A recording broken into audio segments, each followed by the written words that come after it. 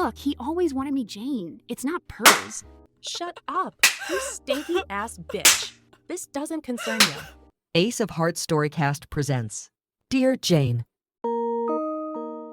Hi, my name is Jane Ponder. Jane Mary Ponder, to be exact. Yeah, I get the Mary Jane reference. Some of the jokes are cute, but they get old after a while. I am 35 years old, grew up in Western New York, and currently live in Tampa, Florida with my husband, Carl. I work as a human resources manager for a medium-sized law firm. Carl is a sales director for a large industrial equipment manufacturer. We met 10 years ago in graduate school. He was smart, attractive, and had all of the qualities a young woman looks for in a life partner. Early in our relationship, we made the conscious decision to not have children. No real compelling reason, it just suited us. We had a good routine, we both worked hard. We took vacations together and had a few date nights per month. We expressed our love for each other. I took care of the house and managed our calendar. Carl handled all of the finances. He paid our bills, managed our credit accounts, and kept track of our savings progress. We were the same age and wanted to retire together at 50. We had dreams of traveling the world for a few years, RV trips across the United States, nature reserve tours in Africa, bungee jumping in Scotland, playing at casinos in Singapore, and everything in between. We had 15 years to go and our early retirement dream would be realized. One day, I arrived home at 5:30 p.m., my usual time. I pulled up to the cozy suburban home that Carl and I had shared for the last 5 years. We bought it in a down market and managed to pay it completely off in 4 short years. It was truly ours, and we were very proud of our accomplishment. It was a Thursday, and it was Carl's day to pick up dinner. Neither of us cooked. He would be home in about 30 minutes. I walked past my rose garden by our side door. They were blooming, and their fragrance was amazing. I turned my key in the lock and walked into our kitchen. Everything seemed normal.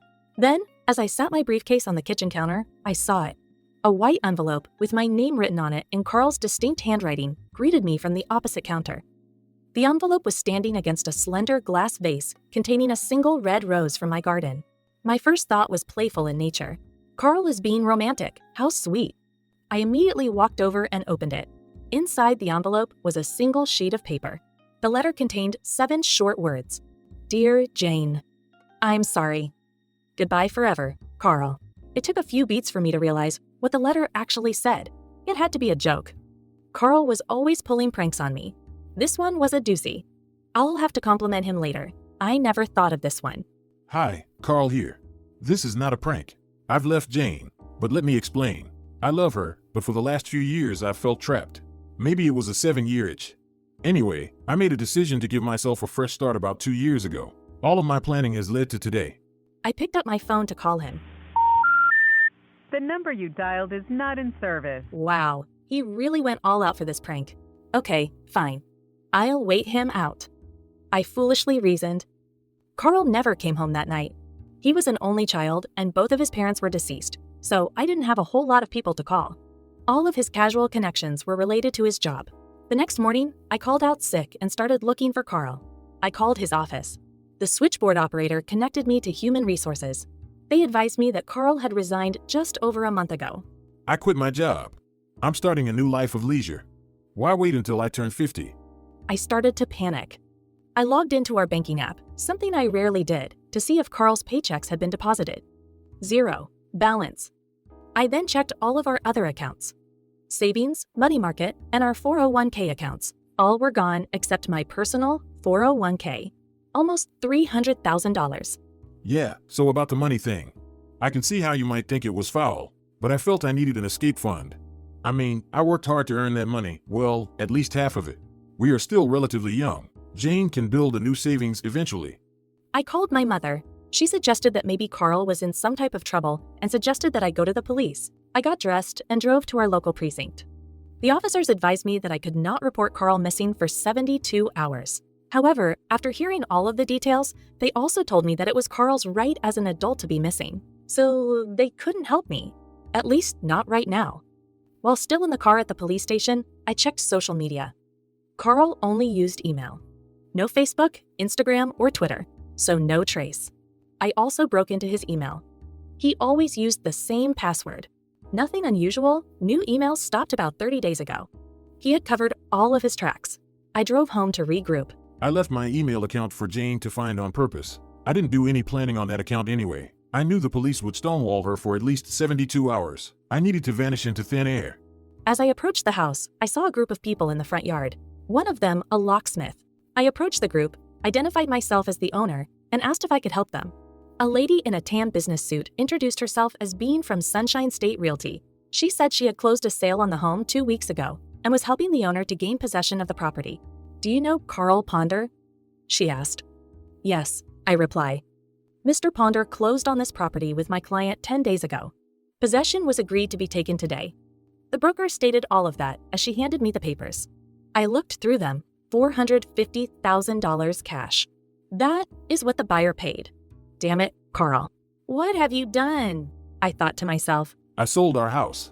I didn't do anything illegal, but I did take Jane's share. It was an act of desperation. I was hungry for freedom. One day I hope she will understand.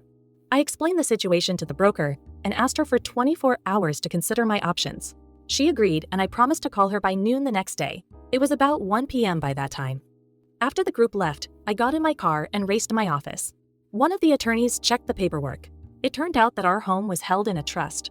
Carl and I did this in order to make our estate simple. Carl was the trustee, and both he and I were beneficiaries. As trustee, Carl had the right to sell the home.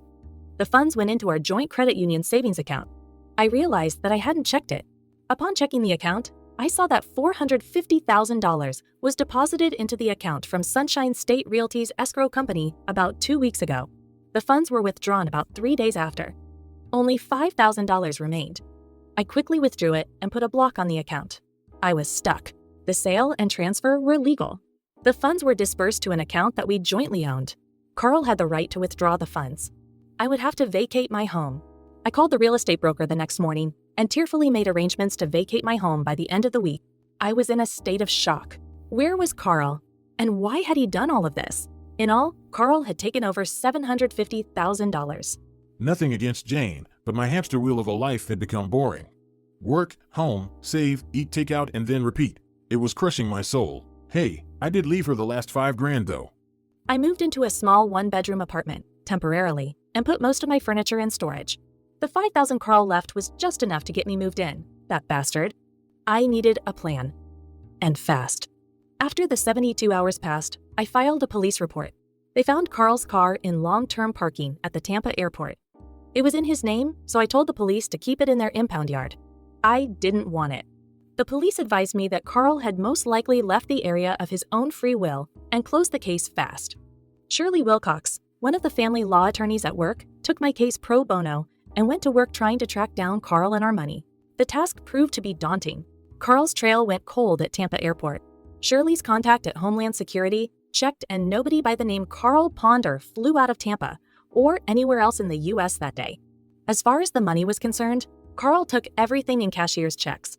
All of the checks were eventually cashed legally by a bank in Virginia. Cynthia got a court order to review the records and found out that all of the funds, over $800,000, were wired to an account in the Cayman Islands.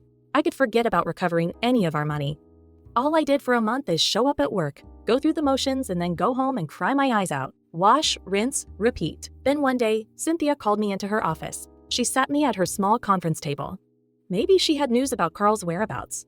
"Jane, I have exhausted every resource at my disposal with no results. How badly do you want to find Carl?" She asked with a serious look on her face.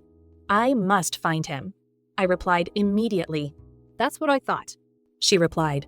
She slid a plain, basic cell phone across the table. It was one of those flip phones. Definitely a burner. "Keep this phone with you. You'll be getting a call at 10:40 p.m. sharp. And now, I must turn my back. You don't know where you got the phone," Cynthia said as she winked at me. I knew better than to ask any questions. I put the phone in my purse and went back to work.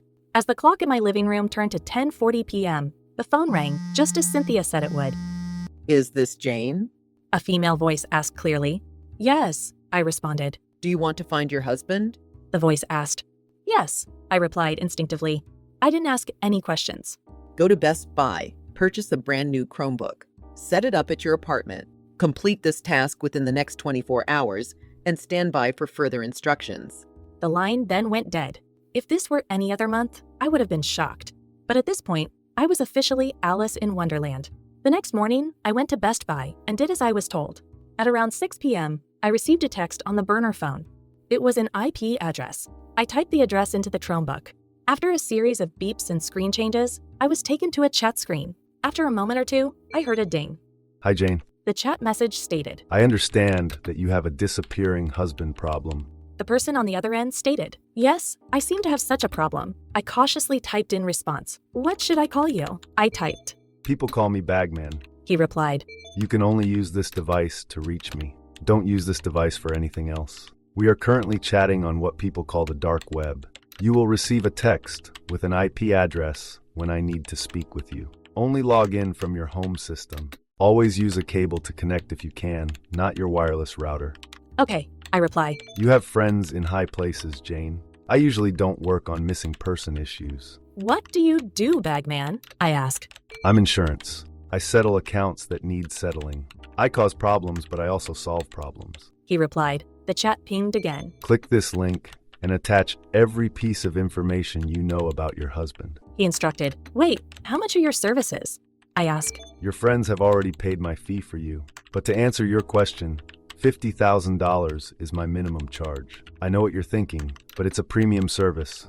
I understand, I reply. I quickly uploaded all of the information I have on Carl to the link. The connection then went dead and the screen went blank. I was dumbfounded. What had Cynthia done? At work the next day, I went to ask Cynthia. She gave me a look that said everything I needed to know. I backed off. A few uneventful days went by. I was nervous. 4 days later, the burner phone buzzed with a text message. Another IP address. I logged onto the Chromebook as soon as I returned home and entered the IP address from the text. As I had done before, a chat message appeared almost immediately. Thomas Barnes. I wasn't sure what Bagman was saying, so I sent a question mark as a reply. Carl James Ponder is now known as Thomas Barnes. A picture came through the chat system. It was Carl. He had cut his hair off, but it was him. How? I asked. Not important. He replied. He is in the Florida Keys. And that's not all. He's not alone.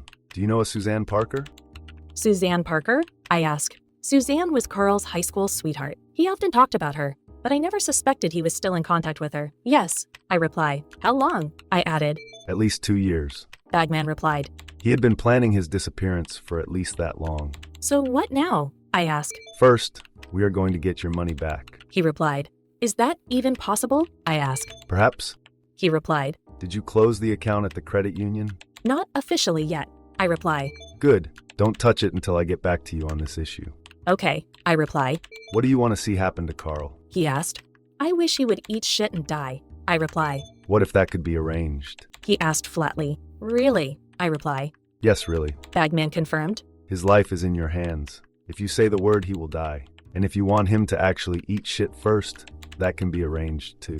He replied. Do I have to decide now? I asked. Not really. He replied. He's not going anywhere. For now, let's concentrate on separating him from your money. Then you can decide on his ultimate fate. I was furious. All I could see was red. What about Suzanne? I asked Bagman.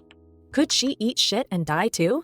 No. Bagman replied quickly. I never eliminate both cheaters. Only one or the other.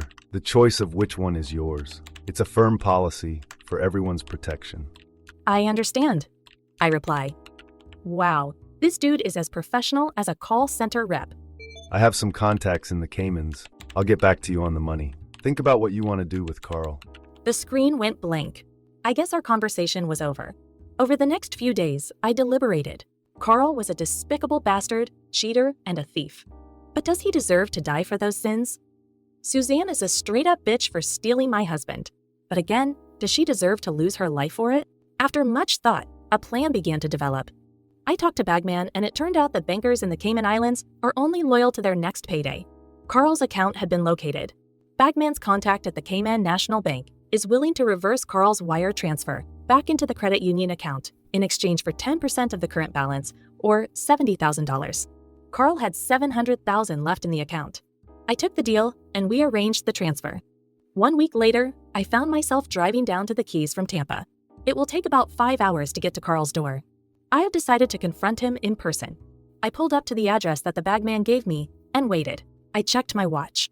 2:45 p.m. Perfect. I get out of my car and walk up to the front door. The door opened, and standing before me was my lying, cheating, thieving bastard of an estranged husband. A little leaner, more tan, and completely bald. But otherwise, it was Carl. He turned as white as a sheet. He then turned as green as an apple Jolly Rancher and threw up in a planter by the door. "Hello, Carl," I stated flatly. Jane, oh shit. He stumbled. Babe, who is it? A bright voice bellowed from the kitchen. A moment later, Suzanne appeared in the foyer. Her face froze when she saw me. "Oh, hi, Jane," she said, as if she had seen a ghost. Would you like to come in, Jane? Carl asked. "No, that's not necessary," I reply. I looked at my watch, 2:55 p.m., right on time. I would ask why, but there is no need, you bastard. How could you? Carl's mouth opened and closed, like a fish out of water. If you wanted a divorce to be with this bitch, you could have faced me like a man and left my fair share of our assets. But you had to have it all. Real bitch-made move, Carl. Look, he always wanted me Jane. It's not pearls. In an instant, something snapped inside of me. I slapped the whole taste out of Suzanne's mouth. "Shut up, you stinky-ass bitch. This doesn't concern you," I roared. Suzanne ran back into the house, holding her newly slapped face in her hands. Carl then slithered back out. What do you want, Jane? I looked at my watch, 3 p.m. on the dot. Just then, my phone alerted with a loud beep. It was the credit union. $630,000 just hit my account from the Grand Cayman National Bank. You take our savings, close our accounts, and sell our home from under me. Then you have the nerve to ask me what I want. You punk-ass bitch. Well, all I'm gonna say is enjoy your new broke life. I wonder how long that whore will stay with you now. I turned and walked away as Carl stood there with a stupid look on his face. He'll see what time it is later when he checks his so-called secret account. As I drove back home, I reflected on the events of the past couple of months. I could have had one of them eliminated. At least, that's what the bagman said. Speaking of him, just who is that guy? Epilogue. About 3 weeks after my little adventure in the Keys, my assistant told me I had a visitor at work. It was Carl. I told her to send him in. He looked different, haggard. Sunken eyes, shoulders slumped and defeated. His hair had grown back in too. Jacked up hairline and all. Looking like a Nintendo controller. What do you want, Carl? Or should I say, Thomas? What brings you back to town? Jane, I made a terrible mistake and I'm very sorry. I've lost everything. I got kicked out of my place in the Keys and the Cayman National Bank seized all of my money. You mean our money? I quipped. I guess the Caymans never told him they sent me the money back? Joke's on him. Yes, Jane. I was overwhelmed and I gave in to temptation. What about your precious Suzanne? I asked. She's gone. When they snatched the money from the Cayman account, she bounced. I reconnected with her 3 years ago at a work conference by chance. It meant nothing. I still love you, Jane. We can fix this. Please. Could we try again? I have nowhere else to go. As I buzzed for security, I dropped the hammer. So let me get this straight. You start an affair with your moon-faced high school girlfriend. You carry on that affair for almost 2 years. You systematically created an escape fund by stealing our money. Then you disappear into thin air, but not before taking advantage of my trust in you to sell our home right from under me. I literally came home to strangers using a locksmith to put me on the street. Try again? Get the fuck out of here. And be lucky you get to walk away from all of this. And I wish I never met you. As security drug him out, I thought about the bagman. I should make the call, but I restrained myself. I filed for divorce. Carl didn't protest. He thought there were no more assets anyway. I distributed most of the money refunded to me to my prepaid retirement plan. Hey, I'm still retiring at 50. I'll just be traveling the world solo. My phone buzzed with a news alert. It was a story from California. It seems a 35-year-old woman is missing. They say she vanished into thin air. I read the article. Her name is Suzanne Parker. What? Could the bagman have? No, he didn't. Or did he? The end. Thanks for listening to Dear Jane, a 1040 Shorty.